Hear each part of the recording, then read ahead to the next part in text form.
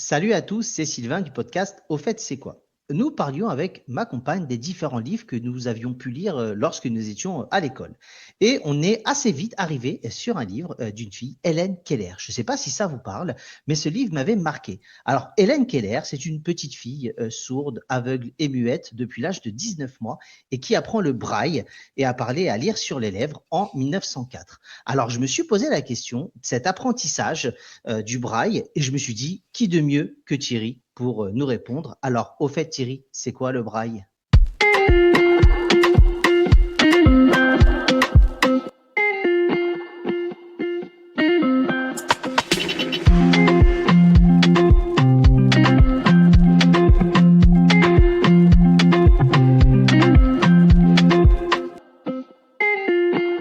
Salut Sylvain, salut tout le monde. Alors écoute Sylvain, je vais déjà commencer par te remercier pour l'ambiance que tu mets. C'est bien pour un début d'épisode de parler d'une fille sourde, muette. T'avais dit quoi? Sourde, muette Sourde, muette et aveugle, et aveugle. Tout va bien. Donc mais qui a réussi à être diplômée, qui a tout à réussi à fait. faire de ses handicaps une vie marquante et qui a réussi à être diplômée, ce qui est quand même inspirant, je pense, pour tout le monde. Absolument, voilà. Bon, effectivement, et c'est bien de le préciser parce que là, sinon, tu mets une ambiance un peu particulière. Effectivement, donc le braille. Bon, je pense qu'en général, dans les grandes lignes, c'est assez connu. Le braille, donc c'est un système d'écriture tactile à points saillants et qui est utilisé, bien entendu, par les personnes aveugles ou fortement malvoyantes. Euh, En soi, c'est pas un langage, c'est un code alphabétique qui permet de lire et d'écrire dans presque toutes les langues, ainsi que de noter les mathématiques et la musique. J'en profite déjà pour faire un rebond sur un de nos épisodes, l'ordre alphabétique, épisode 17, parce que vous verrez que du coup, il va y avoir un lien très proche entre l'alphabet comme on le connaît et le braille. D'accord. Alors, ça permet en gros de lire à peu près dans toutes les langues. Ça, je ne le savais pas. Je découvre. Donc là, je te parlais dans l'intro d'Hélène Keller qui a appris en 1904. Donc, on sait déjà, quand on va parler un peu d'histoire, que c'est avant cette période-là. Est-ce que tu peux nous en dire un petit peu plus pour la création? Oui, alors le côté historique, ça devient presque une tradition dans nos épisodes Évidemment. de faire un petit peu d'histoire. Là, ça va aller vite, mais c'est quand même évidemment intéressant. Donc, le braille, ça a été inventé par, tenez-vous bien, Louis Braille. Donc, comme ça, on se pose pas trop la question d'où vient ce nom. Ouais. Et en l'occurrence, en 1824. D'accord. Il y a un peu plus de Et 200 ans, quoi. il y a 202 ans. 202 ans Ouais. pour être précis au moment où on enregistre l'épisode exactement. Et c'est finalement son histoire est assez proche de ce que tu racontais dans l'introduction, puisque en fait Louis Braille il a perdu la vue accidentellement à l'âge de 3 ans. Et en fait, à 15 ans, il a perfectionné un système qui s'appelait un système de lecture nocturne qui était utilisé par les militaires pour communiquer dans le noir sans parler ni allumer de lumière. Vous remarquerez, si vous nous suivez depuis longtemps, que très souvent, il y a des liens avec le côté militaire par rapport à ce qu'on utilise aujourd'hui. Et Ouais. d'ailleurs, en parlant militaire, on avait fait l'épisode 122 concernant l'alphabet militaire, le fameux alpha, bêta, etc. Je ne vais pas refaire l'épisode. Et donc, il y a eu un côté génie, puisqu'en fait, il a simplifié le système pour qu'un caractère puisse être lu par la pulpe d'un seul doigt, rendant du coup la lecture beaucoup plus fluide, puisqu'en même temps, l'objectif n'était pas le même que les militaires. D'accord. Alors, je ne connaissais pas le principe de lecture nocturne. Alors, ça paraît logique quand on dit ça, et je me doutais qu'il y avait quelque chose qui leur permettait de communiquer, mais je n'avais pas conscience que le braille était inspiré de ça. Ok, donc là, on voit en gros 1824, Louis Braille se dit, je vais inventer une manière de communiquer. Alors, tu nous parlais un petit peu des détails. Comment ça marche, en gros, le braille? Donc le braille, en fait, la base du braille, c'est ce qu'on appelle la cellule braille ou le caractère. Donc caractère au même titre que ce qu'on a dans nos alphabets, le A, le B, le C, etc. Donc en fait, et ça je pense Sylvain que tu as déjà vu des images, sinon en tapant sur Google, on trouve très vite. En fait, il faut savoir que chaque cellule est composée de 6 points qui sont disposés en 2 colonnes, 2, 3. Donc 3 lignes, 2 colonnes, comme un tableau. D'accord? Mhm. Et en fait, donc du coup, au niveau de ces points, du coup, en faisant une combinaison de ces points, en les laissant à plat ou en les mettant en relief, on obtient 64 combinaisons différentes. Donc, tu prends cette matrice de 6 points, tu en fais ressortir certains et certains ne ressortent pas, ou éventuellement ils sont tous ressortis, etc.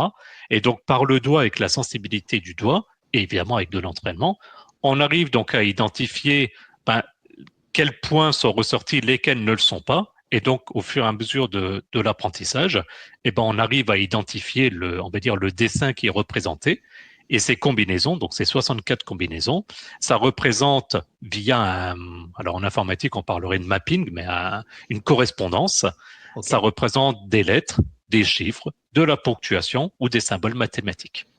D'accord, oui, donc vraiment, ça va plus loin que je ne l'imaginais. Ponctuation, je pensais que c'était assez, alors je te dirais pas basique, évidemment, hein, qu'il y avait quand même un truc un peu plus poussé, mais ça a vraiment été extrêmement bien créé pour le coup. Et on voit que c'est le système mondialement maintenant qui perdure, en tout cas. Exactement, je vais y revenir. Et pour être tout à fait honnête avec toi, je pensais pareil que ça s'arrêtait aux lettres de l'alphabet. Et du coup, je me suis posé la question de comment ça se passe, ne serait-ce par exemple pour les chiffres, parce que il faut bien les indiquer. Et puis 64 combinaisons, c'est beaucoup et peu à la fois, parce qu'on a déjà les Ouais, 26 lettres de l'alphabet, tu rajoutes quelques signes de ponctuation, enfin, tu arrives très vite à une limite. ouais. Et en fait, le système, je l'ai trouvé super ingénieux et finalement très simple en tant que tel. C'est-à-dire que les chiffres en braille, ils utilisent les 10 premières lettres de l'alphabet, donc de la lettre A jusqu'à la lettre J, avec une correspondance. Donc A correspond au chiffre 1, B au chiffre 2, etc. Et donc Ok, J, qui est la 10e lettre de l'alphabet, au chiffre 0. d'accord. Donc ça, je pense que sur cette base-là, c'est simple. Ouais, Sauf que légitimement, tu vas me dire, bah oui, mais du coup, s'ils font une partie de toucher-coller en lecture et du coup A1, pour savoir A1 à quoi ça correspond, euh, en fait, pour qu'un lecteur il sache qu'il s'agit d'un chiffre et non d'une lettre, en fait, il est placé un signe spécial juste devant, c'est ce qu'on appelle la clé chiffre ou le préfixe numérique. Et ce signe, en fait, il avertit le doigt pour dire attention, ce qui suit est un nombre. d'accord.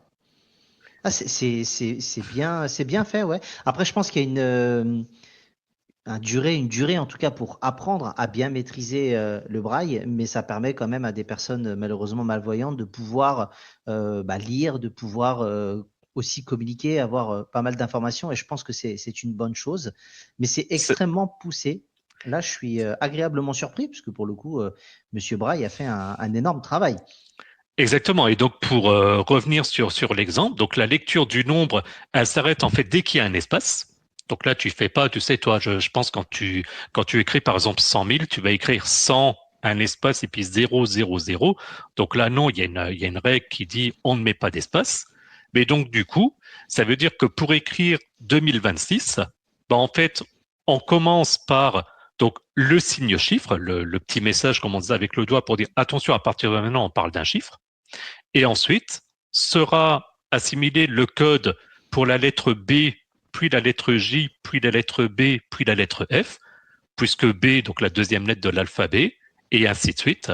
Et donc, c'est par ce biais-là qu'on va arriver à 2026. Et puis ensuite, tu mets un espace, ce qui permet, comme tu disais, par le biais de l'apprentissage, de dire, OK, on est donc sur un chiffre, on voit BJBF, donc 2026. Ensuite, il y a un espace, donc on a le chiffre complet. Moi qui suis développeur informatique, ça me parle carrément parce que je verrai un algorithme derrière, mais c'est vraiment cet aspect-là et donc tout un aspect très logique, comme tu disais, où après il faut évidemment un certain temps pour l'appréhender, mais en tout cas c'est très structuré, très carré, et donc j'imagine qu'ensuite ça facilite vraiment la lecture une fois j'ai envie de dire qu'on a chopé le coup. D'accord. Alors, je me pose une question, parce que là, on expliquait justement que, tu sais, il y avait une manière de former les lettres, les chiffres. Comment on peut produire du braille? Comment ça a été fait? Et comment on peut encore le faire maintenant? Pour justement ces notions de relief, tu vois. C'est là où je m'interroge. Oui, alors du coup, effectivement, il y a des outils pour écrire en braille. Alors évidemment, le premier outil, qui est l'outil historique, c'est tout simplement, si je puis dire, la tablette et le poinçon. Donc c'est la méthode traditionnelle et portable. En fait, c'est l'équivalent du papier et du crayon, hein. On en parlait à l'épisode précédent, par exemple, par rapport à la signature. On disait ça permet de voir de l'autre côté que ça a été un petit peu creusé, etc. Donc c'est le même concept. En fait, on écrit donc à l'envers. pour que le relief apparaisse au recto. Donc, de nouveau, pour rappel, ça fait comme une espèce de matrice de 3 lignes et 2 colonnes. Et puis, on enfonce ou pas certains points par rapport aux 6 points. Et donc, ça, je mets des guillemets, dessine le caractère en question. Et donc, ça, c'est encore utilisé. OK. Après, ça s'est évidemment amélioré, et qui dit amélioration dit machine. Donc, il y a ce qui s'appelle la machine Perkins, qui est une sorte de machine à écrire avec seulement 6 touches, une pour chaque point. D'accord. Donc là où nous, on a sur les claviers, il y a d'ailleurs, on avait fait aussi un épisode sur l'ordre des touches d'un clavier, donc Ouais, AZERTY c'est pour nous. vrai. C'est le même principe en fait, sauf que du coup ça s'arrête à 6 points. Et donc j'imagine qu'il y a des gens qui ont l'expérience et qui savent du coup taper rapidement entre guillemets du texte, enfin le dessin qui va bien. Et puis forcément ensuite l'évolution suivante qui est l'informatique. Il existe maintenant ce qu'on appelle des plages braille, donc qui sont des afficheurs éphémères qui se branchent sur un ordinateur ou un smartphone, et puis des embosseuses, donc des imprimantes braille. Donc où là effectivement tu peux avoir admettons une page internet, et puis en fonction sur des tablettes avoir cette espèce d'effet relief qui apparaît, ou bien d'envoyer pour imprimer.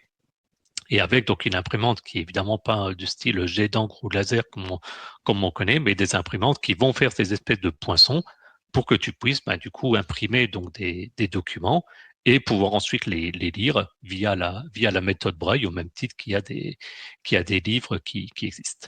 D'accord. Je regarderai un petit peu justement pour les plages braille, tu sais, via ordinateur ou smartphone. Les imprimantes, j'avais déjà entendu parler, mais je suis curieux. On en reparlera peut-être un petit peu après, justement, de l'ère du numérique et de ce que ça peut apporter, justement, par rapport à la création et l'utilisation du braille. Je me posais une petite question d'abord, parce que là, tu parlais tout à l'heure un peu de langage universel, mais je sais que par exemple, et c'est le cas dans mon nom, j'ai un accent. Et ce qui fait que je pense pas qu'il y ait beaucoup de pays qui utilisent les mêmes accents que la France, par exemple. Je sais que les Allemands ou les Espagnols ont leurs propres accents. Je présume que c'est quand même adapté par rapport à ça. Exactement. Et d'ailleurs, on en avait parlé dans notre épisode 99 intitulé les caractères accentués. Donc, effectivement, le braille, il n'est pas totalement universel. Chaque langue a adapté les 64 combinaisons à ses propres besoins, un peu comme les claviers d'ordinateur. C'est le même concept. C'est pour ça qu'on parle de clavier. Donc, par exemple, en français, on a besoin de beaucoup de caractères pour les accents, le accent aigu, accent grave, l'accent sur le A, etc., etc. Et puis forcément, du coup, ces accents, ils occupent des combinaisons qui, en anglais, pourraient être utilisées, du coup, pour des contractions ou de la ponctuation, parce qu'il n'y a pas de caractère accentué en anglais.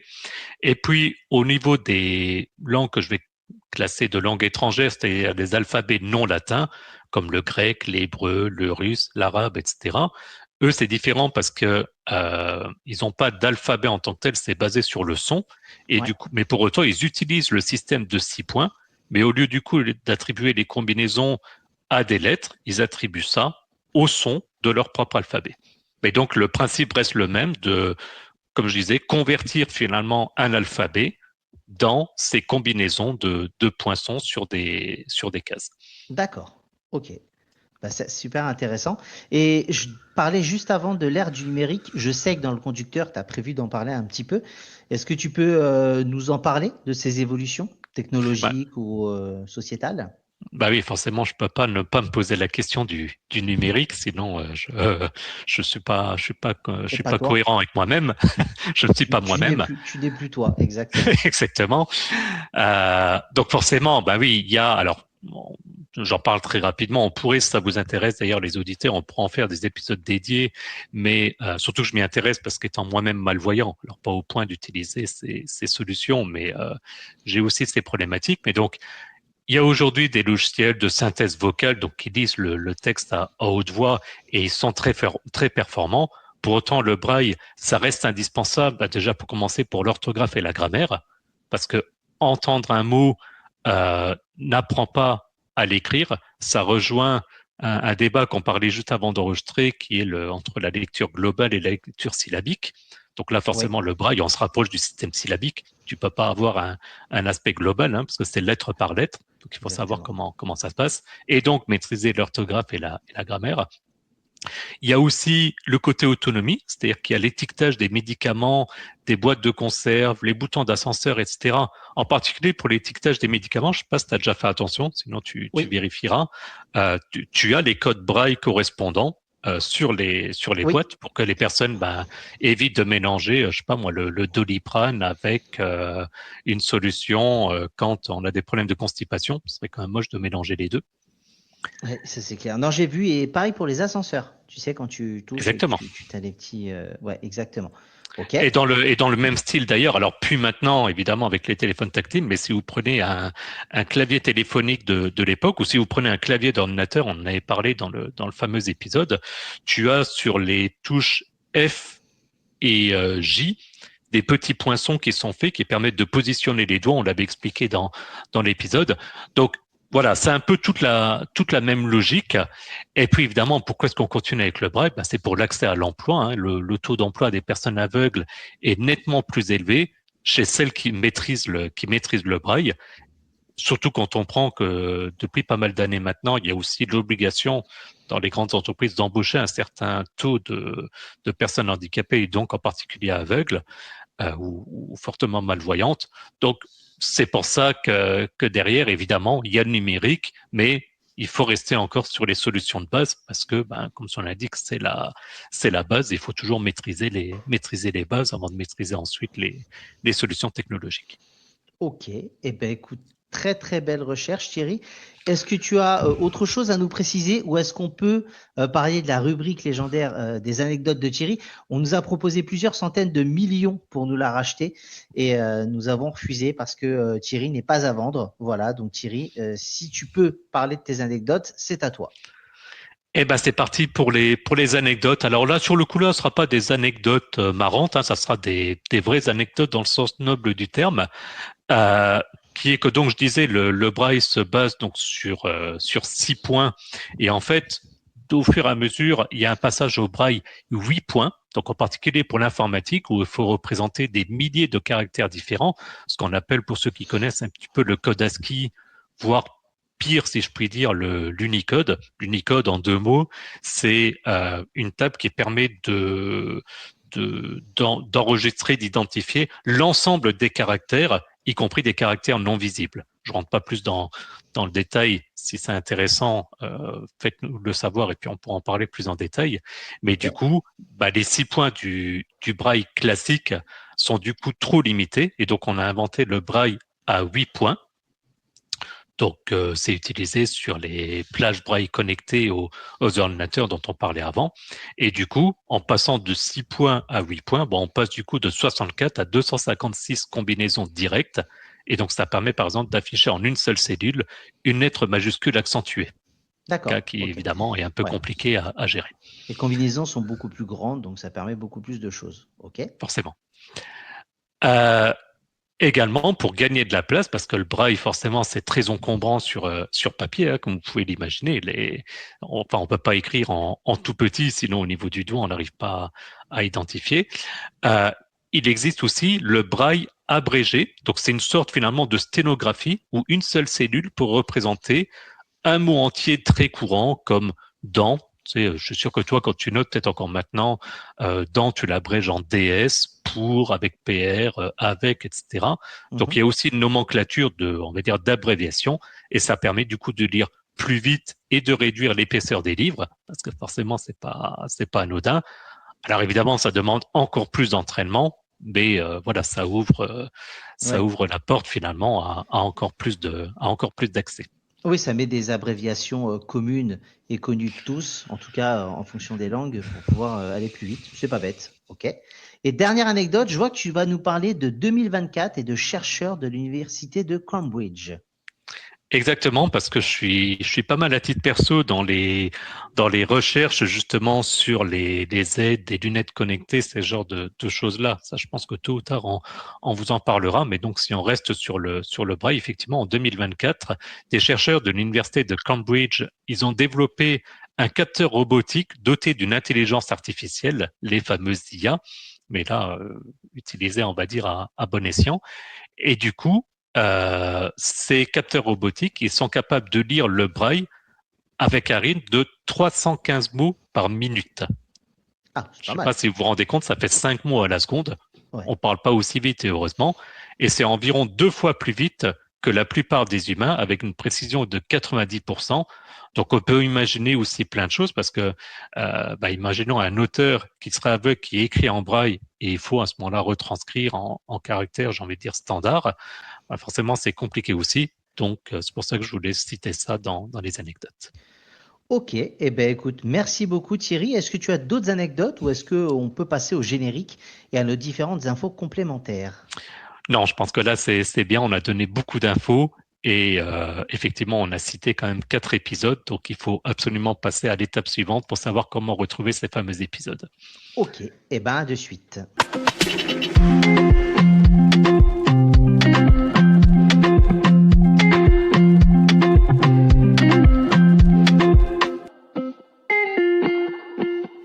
Et c'est Sylvain du podcast. Au fait, c'est quoi? Merci Thierry pour ta préparation de ce bel épisode. C'est un sujet qui, moi, me tenait particulièrement à cœur. On en parlait depuis un petit moment. Donc, très content du rendu de cet épisode. Concernant les réseaux sociaux, comme d'habitude, je vous parlais de X, anciennement Twitter, géré de main de maître par Thierry. Allez dessus, venez voir ce compte et vous verrez qu'il y a beaucoup de choses à se mettre sous la dent. Pour le reste, je te laisse présenter Thierry. Ça se demandait des fois si on fait bien quand même de faire ça sur X, vu l'image que ce réseau a. Mais bon, effectivement, il est quand même bien pratique malgré tout. Mais c'est pas on va dire, c'est pas le débat. Ouais. Euh, En tout cas, de manière générale, effectivement, vous pouvez vous rendre sur notre site internet www.aufetcetquoi.fr puisque vous allez retrouver les liens de notre podcast en fonction d'autres applications préférées. C'est assez marrant, j'ai encore beaucoup de gens qui me demandent est-ce qu'on est sur Deezer, est-ce qu'on est sur Spotify, est-ce qu'on est sur Podcast Addict, est-ce qu'on est sur Apple Podcast. Oui, en général, on est partout et vous avez les liens directement sur notre site. Le lien vers notre chaîne YouTube et il y en a vraiment de plus en plus de vues. Donc merci on va dire aux YouTubeurs que je salue du coup particulièrement. Comme tu disais, notre compte X, anciennement Twitter, et puis notre page Facebook, où pareil, on commence à avoir de plus en plus d'abonnés. Et puis du coup, n'hésitez pas à consulter les notes de l'épisode pour obtenir les liens vers notre page Buy Me a Coffee si vous souhaitez nous soutenir financièrement. Et puis le lien vers notre serveur Discord pour discuter entre vous et avec nous. Merci à tous et à plus dans le bus. À bientôt, salut!